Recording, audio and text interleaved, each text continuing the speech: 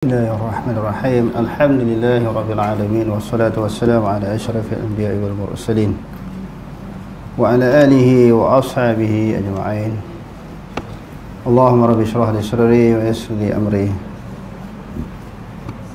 واحلل عقدة من لساني يفقهوا قولي ولا حول ولا قوة إلا بالله العلي العظيم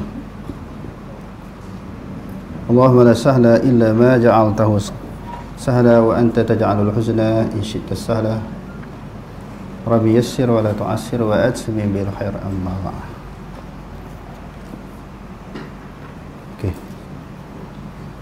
Ketika berdakwah kepada masyarakat ini, baginda menghadapi ancaman dan perenah yang begitu besar daripada mereka, padahal mereka sangat mengenali peribadi Nabi Ibrahim AS dan budi pekerti baginda yang sangat baik. Jadi Nabi Ibrahim ni sangat besar menerima dugaan cabaran di dalam dakwah. Semalam kita dah bahaskan tentang Nabi-Nabi Ulul Azmi, iaitu satu kumpulan daripada beberapa orang Nabi yang menerima musyaqqah, kesulitan, kepayahan ketika berhadapan dengan kaum mereka. Dan Nabi Ibrahim ini ketika dia berdakwah, menyampaikan agama Islam, mengajakkan manusia di zaman dia supaya beriman kepada Allah, meninggalkan sembahan-sembahan berhala, lalu dia terpaksa berhadapan dengan cabaran yang sangat besar. Okey, terus Firman Allah Subhanahu wa taala, "Wa laqad atayna Ibrahim rushdahu min qabl wa kunna bihi 'alimin. إذ قال لأبيه وقومه ما هذه التماثيل التي أنتم لها عاكفون قالوا وجدنا آباءنا لها عابدين قال لقد كنتم أنتم وآباؤكم في ضلال مبين قالوا أجئتنا بالحق أم أنت من اللاعبين قال بل ربكم رب السماوات والأرض الذي فطرهن وأنا على ذلكم من الشاهدين وتالله لأكيدن أصنامكم بعد أن تولوا مدبرين فجعلهم جذاذا إلا كبيرا لهم لعلهم إليه يرجعون قالوا من فعل هذا بآلهتنا إنه لمن الظالمين قالوا سمعنا فتى يذكرهم يقال له إبراهيم قالوا فأتوا به على أعين الناس لعلهم يشهدون قالوا أأنت فعلت هذا بآلهتنا يا إبراهيم قال بل فعله كبيرهم هذا فاسألوهم إن كانوا ينطقون فرجعوا إلى أنفسهم فقالوا إنكم أنتم الظالمون ثم انكسوا على رؤوسهم لقد علمت ما هؤلاء ينطقون قال أفتعبدون من دون الله ما لا ينفعكم شيئا ولا يضركم أف لكم ولما تعبدون من دون الله أفلا تعقلون قالوا حرقوه وانصروا آلهتكم إن كنتم فاعلين قلنا يا نار كوني بردا وسلاما على إبراهيم وأرادوا به كيدا فجعلناهم الأخسرين. ولقد آتينا إبراهيم, dan sesungguhnya telah mendatang oleh kami. Apa makna telah mendatang oleh kami? Telah membawa datang oleh kami di situ Allah Subhanahu wa taala. Ibrahim, akan Nabi Ibrahim, kami telah mendatangkan, mengurniakan, menyampaikan wahyu kepada Nabi Ibrahim. Rushdahu, maknanya petunjuknya, maknanya pemimpin. Kami telah melantik Nabi Ibrahim melalui wahyu, arahan dan perintah kami, dia menjadi pemimpin. Min qablu, daripada sebelumnya. Wa kunna bihi alimin, dan kami, kata Allah, dengannya mengetahui. Maknanya dakwah yang disampaikan, kerja yang dilakukan oleh Nabi Ibrahim AS di dalam penguasaan Allah, di dalam bimbingan Allah Subhanahu wa taala. Dan Nabi Ibrahim pun dia pernah berdoa kepada Allah supaya melantik dia dan zuriat dia. Bila Allah Ta'ala kata nak lantik dia jadi pemimpin, memimpin manusia kepada jalan ilahi, mengajak orang sembah Allah, meninggalkan sembahan berhala, lalu dia berdoa kepada Allah, jangan aku seorang, sekalilah zuriat keturunanku. Wa izibtala Ibrahim rabbuhu bikalimatin fa'atammahun qala inni ja'iluka lin-nasi imama qala wa min zurriyyati qala la yanalu ahdi zalimin. Ketika Allah Subhanahu wa taala, ingatlah ketika Allah Subhanahu wa taala telah memberi ujian kepada Nabi Ibrahim. Ujian di sini para ulama tafsir menyebut ujian dalam bentuk suruhan dan juga larangan. Sebahagian daripada ujian orang yang beriman ni, dia menerima suruhan daripada Allah. Itu juga ujian. Suruh sembahyang, puasa, zakat, haji, buat baik. Ujian lah. Dia boleh buat tak benda tu? Arahan-arahan, perintah-perintah Allah Ta'ala, suruhan-suruhan daripada Allah Ta'ala tu, Allah Ta'ala suruh dalam Quran, kita boleh buat tak? Suruhan itu sebahagian dari bentuk ujian.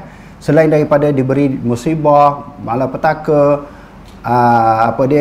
didatangkan kerugian, kematian, kesusahan, itu juga ujian. Sebahagian daripada ujian Allah ni datangkan arahan dan perintah. Kita boleh buat tak arahan Allah Ta'ala? Dan juga larangan. Jangan buat ni, jangan buat ni. Allah Ta'ala sebut dalam Quran kan, suruh dan larang. Memang ada dalam Quran banyak tempat. Allah Ta'ala kata segala suruhan dan larangan yang disampaikan kepada Nabi Ibrahim AS, fa'atammahunna, maka dia dapat laksanakan perintah Allah Ta'ala dan larangan Allah Ta'ala, dia dapat laksanakan dengan sebaik mungkin. Semalam ada mukadimah kita, kuliah kita semalam, peringkat awal ni tak ada suara. Sekarang ni malam ni okey tak? Okey. Sekejap lagi audio ada, video ada, audio tak ada. Ni Wahab kata kan. Ni kita takut gambar ada, tapi video tu ada. Suara saya tak didengari orang yang tengok secara live kan. Okey. Jadi dia tengok gambar saja, tak sampai maklumat.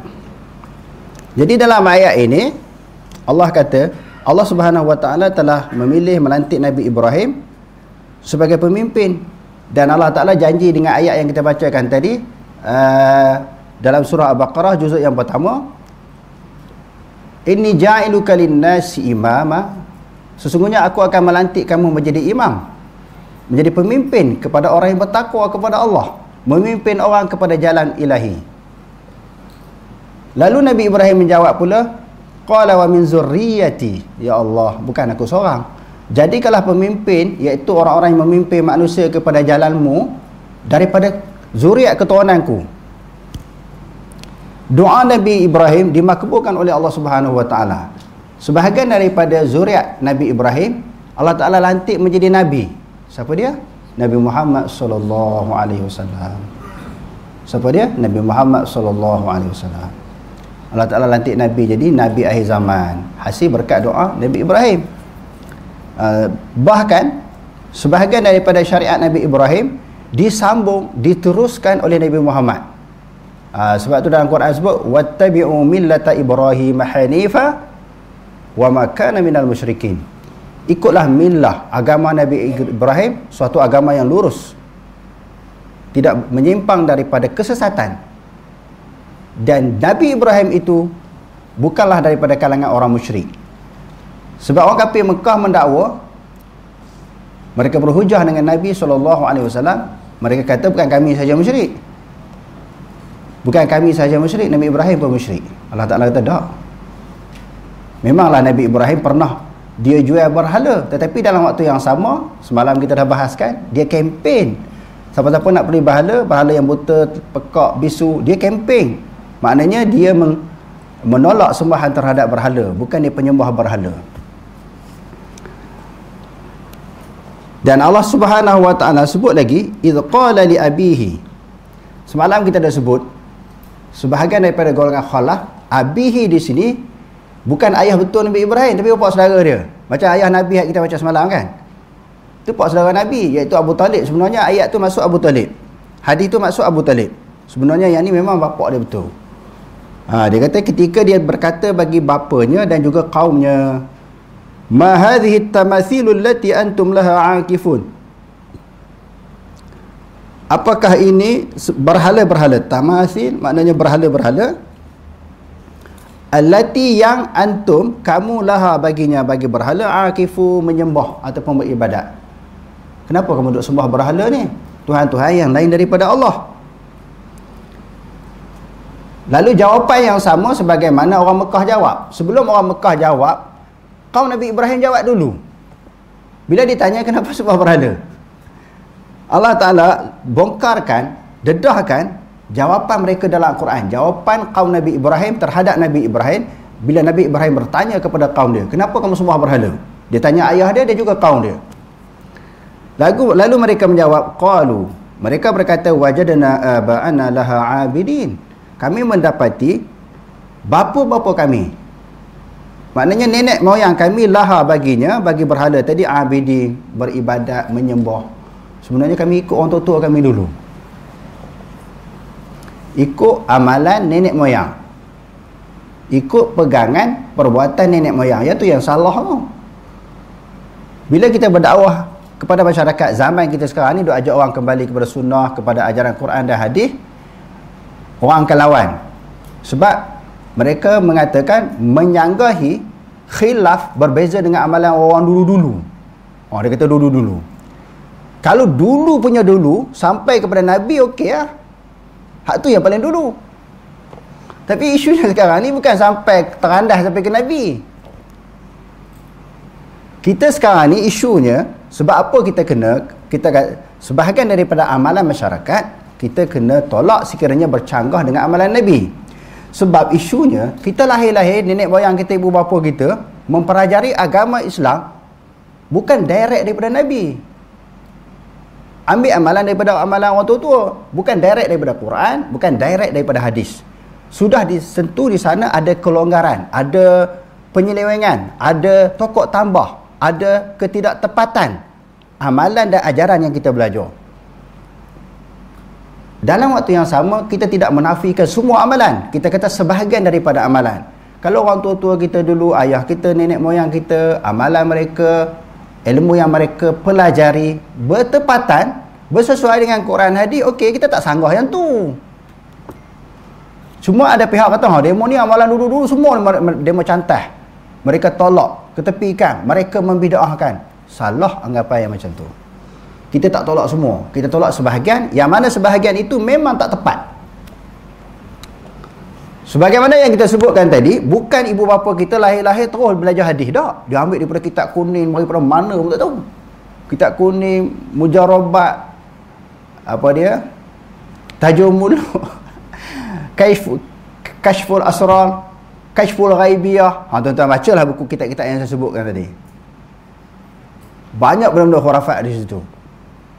Jadi bila dia ambil bercampur yang tu, datangnya golongan tajdid. Kalau dulu, beberapa orang dulu dipanggil kaum muda kan, kalau di Indonesia sebahagian di antaranya Dr. Hamka sendiri. Di Malaysia ni Allah Ta'ala takdirkan beberapa orang yang berpegang, belajar di luar negara, dia belajar Quran daripada hadis, demo ni nak bawa satu pembaharuan. Bukan nak membaharui agama tu dah lama, memperbaharui urusan agama yang telah diubah, yang telah dipinda, yang telah dirosakkan, yang berlaku di dalamnya tokok tambah. Yang tu kita nak bersih balik. Maksud nak bersih balik, kita nak tapih balik, nak ambil yang ori, yang betul-betul punya, yang Nabi ajar. Jadi oleh kerana itu, belagalah dengan orang lama ni. Dia akan belagalah dengan satu pihak ataupun individu yang nak jaga masyarakat. Konon-kononnya jangan jadi pecah belah. Sebenarnya bukan nak memecah belahkan masyarakat, nak menengahkan dan nak mendidik, mengasuh, nak ajar masyarakat ni Islam ini dia, yakni daripada Quran dan hadis. Hak kita duk buat dulu-dulu tu dah bercampur, tidak ori lagi. Itu sahaja, bukan nak kelahi dengan orang lama-lama. Nabi Ibrahim bila ditegur, sebab apa sembah berhala? Kami dapati orang tua-tua dulu kami buat macam tu. Mereka tidak memberi hujah, memberi dalil, memberi alasan yang betul kenapa sembah berhala. Itu juga jawapan musyrikin Mekah bila ditanya oleh Nabi SAW. Kenapa sembah berhala? Kami dapati nenek moyang kami buat macam tu. Lalu Allah Ta'ala suruh Nabi tanya balik, awalau kana aba'uhum la ya'qiluna syai'an wa la yahtadun. Adakah kamu nak ikut orang tua-tua dulu yang mereka tak reti apa pun dan mereka tidak memperolehi petunjuk, kamu nak ikut juga ke? Tak bolehlah ikut benda hak salah. Salah tetap salah. siapa pun melakukan kesalahan, hatta kita sendiri pun kita kena kata salah. Bukan kata bila orang buat salah, hak kita buat semuanya betul. Tak, dia sama sahaja. Qala, lalu Nabi Ibrahim jawab balik, walaqad kuntum antum wa aba'ukum fi dhalalim mubin. Sesungguhnya kamu dan juga bapa-bapa kamu, nenek moyang kamu semua sesat, Nabi kata. Nabi Ibrahim kata semua sesat, semua berhala tu. Power tak? Power tak power? Jawapan yang dikemukakan oleh Nabi Ibrahim, kamu dan nenek moyang kamu sama sahaja, semua sesat kerana sembah selain daripada Allah. Qalu, jawab juga, berdebat dengan Nabi ni. Kalau orang nak berdebat dengan kita, nak berhujah dengan kita, dengan loya buruk dengan kita, tak heran lah. Nabi ni utusan Allah, mereka berdebat, berhujah, loya buruk, mereka mempersendakan. Qalu, jawab juga, mereka jawab lagi, tak puas hati. Tak puas hati bila Nabi Ibrahim kata dia sesat. Ajik tanah, adakah engkau telah mendatangkan bagi kami bilhaq dengan kebenaran? Adakah kamu benar sebagai seorang rasul sebagaimana yang kamu dakwa? Apa bukti kamu rasul? Am anta minal la'ibin, adapun kamu hanya mempersenda-sendakan, mempermainkan kami. Dalil tak ada, fakta tak ada, hujah tak ada, tiba-tiba dakwa, tiba-tiba mengaku kamu nabi. Apa bukti? Nabi Ibrahim jawab pula, layan. Nabi Ibrahim layan, dia tak belah tinggalkan kaum dia. Sebab mereka di dalam anggapan Nabi Ibrahim, kaum mereka mungkin tanya tu bukan nak lawan, mungkin nak tahu kebenaran, nak bukti. Dia jawab pula, qala bal rabbukum rabbus samawati wal ard, bahkan Tuhan kamu adalah Tuhan langit dan bumi, bukan berhala tu. Sebahagian daripada bukti aku nabi lagi rasul, aku tahu bahawa Allah adalah Tuhan kamu dan Tuhan langit dan bumi. Alladhi fatarahunna, yang dia telah mencipta langit dan bumi. Wa ana ala dzalika minasyahidin, dan aku atas yang demikian itu menjadi saksi bahawa Allah menjadikan langit dan bumi. Aku menjadi saksi sebab aku diwahyukan oleh Allah. Bila dapat wahyu, menunjukkan aku adalah rasul yang diutuskan oleh Allah Subhanahu wa taala. Lalu Nabi Ibrahim kata, tallahi. Tallah macam wallahi. Wa huruful qasami wallahi wa billahi wa tallahi. Huruf qasam kan ada 3. Wallahi wa billahi wa tallahi. Tallah sebahagian daripada huruf qasam. Apa makna huruf qasam? Huruf sumpah. Tujuan apa didatangkan huruf sumpah ini? Untuk menguatkan kalam, perkataan, menguatkan hujah. Dia bersumpah demi Allah, nak kukuhkan maknanya perkataan dia. Selepas itu ada suatu benda yang penting untuk disampaikan. La akidanna, dimasukkan pula huruf nun taukid as-saqilah, nun taukid yang berat. Demi Allah, sesungguhnya aku akan merancang asnamakum, terhadap berhala-berhala kamu. Aku nak rancang, nak melakukan sesuatu terhadap berhala kamu demi Allah. Berani Nabi Ibrahim. Dah lah kata kamu dan bapa kamu sesat, jawab lagi, tak puas hati. Akhirnya Nabi Ibrahim kata, demi Allah aku akan merancang, akan menghancurkan berhala-berhala kamu. Ba'da an tuwallu mudbirin, setelah kamu beredar, meninggalkan majlis ini, suatu hari aku akan menghancurkan berhala. Faja'alahum juzaza. Juzaza maknanya berpecah-pecah, terbelah-belah, terpatah-patah. Aku akan hancurkan jadi terbelah, jadi berpecah, jadi berkecai. Tengok aku satu hari ni akan buat macam tu. Ini amaran ugutan Nabi daripada Nabi Ibrahim AS. Dia telah menjadikan mereka itu berhala juzazan, berpecah-pecah. Illa kabira lahum, melainkan berhala yang besar sekali dia tak hancurkan. Sebab dia ada umpan lah. Nabi cerdik, dia nak berdebat, nak berhujah, nak melakukan sesuatu tindakan, dia tak hancurkan semua. Sebagai suatu umpan, bukti hujah. Nanti kita tengok apa umpan dia, apa hujahnya, apa alat, apa alasan berhala yang besar tu ditinggalkan. La'allahum ilaihi yarji'un, tujuannya mudah-mudahan ataupun semoga kepada berhala yang besar ini mereka saling yarji'un, maknanya mereka kembali saling tanya bertanya. Oh, hak lain pecah, siapa yang buat berhala hak kecil-kecil semua hancur berkecai, siapa yang buat? Tahu-tahu berhala yang besar ni sebab dia selamat, dia tak hancur, dia tak rosak. Qalu man fa'ala hadha bi alihatina, mereka berkata, yakni bertanya, siapakah yang melakukan, man fa'ala, siapa yang telah melakukan hadha ini bi alihatina, dengan Tuhan-Tuhan kami. Innahu laminaz zalimin, orang yang buat macam tu dia orang zalim lah, dia menghancurkan, memusnahkan Tuhan kami, dia ni memang confirm zalim. Qalu, mereka berkata, sami'na, kami ada dengar. Sebenarnya ada tindakan Nabi Ibrahim tu dapat dikesan, diketahui oleh orang yang tak pergi. Dia dalam cerita ni, Nabi Ibrahim tunggu mereka menyambut suatu hari keramaian, sambut raya, satu majlis besar kan. Mereka akan tinggalkan kampung halaman. Ayah Nabi Ibrahim ajak dalam ayat yang lain, dan dia cerita dalam hadis, ajak join sekali majlis keramaian mereka. Nabi Ibrahim kata, inni saqim, aku sakit, tak sihat. Dia bagi alasan sakit, tujuannya yang ni lah, dia nak hancurkan berhala.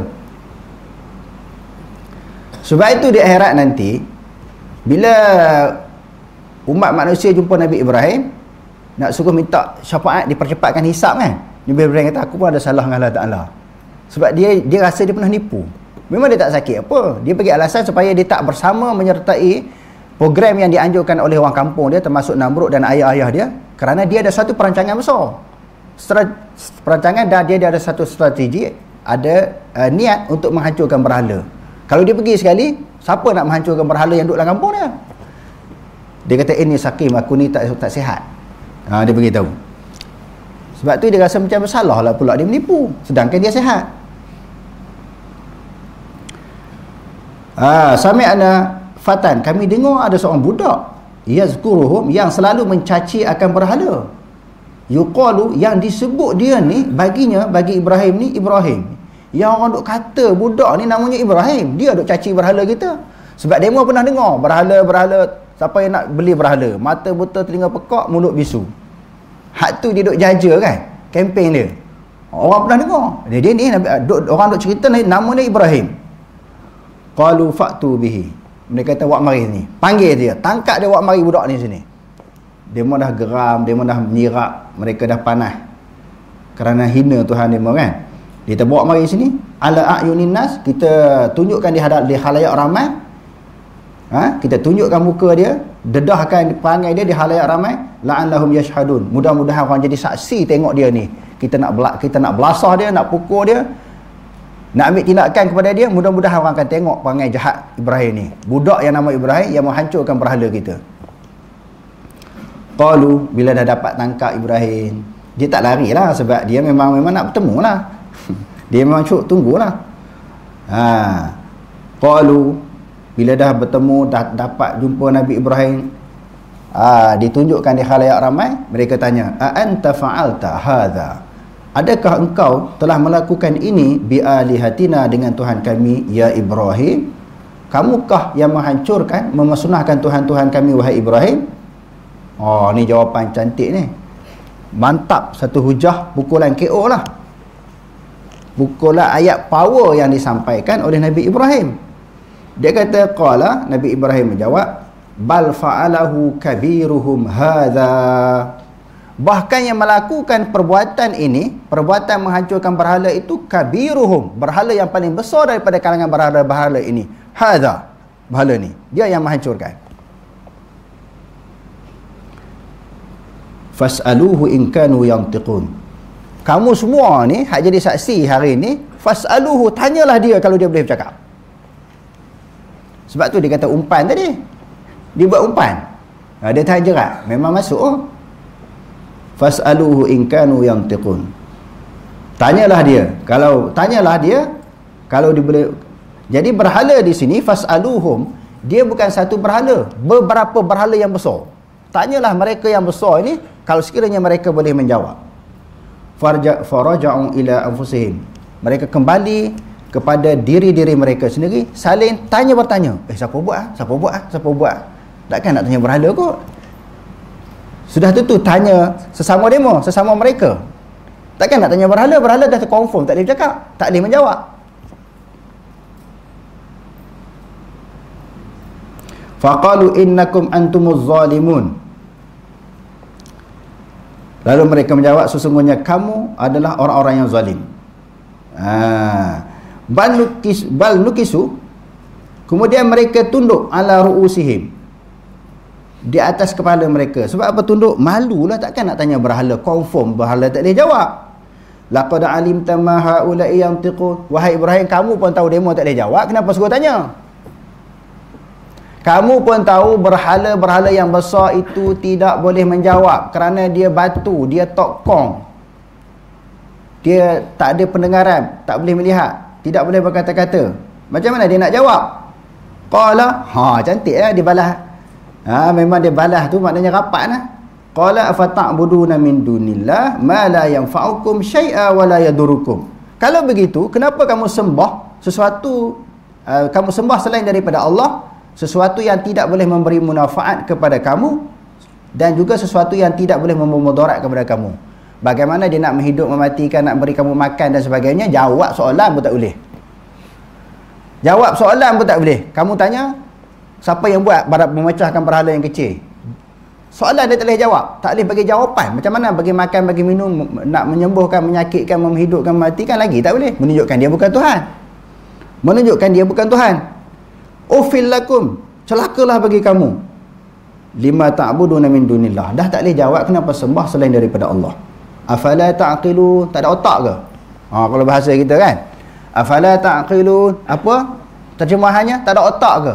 Maknanya, adakah kamu tidak berakal, tidak berfikir? Kamu tak ada otak ke untuk sembah benda yang tak boleh jawab, tak boleh bercakap, tidak boleh memudaratkan dan memanfaatkan kamu?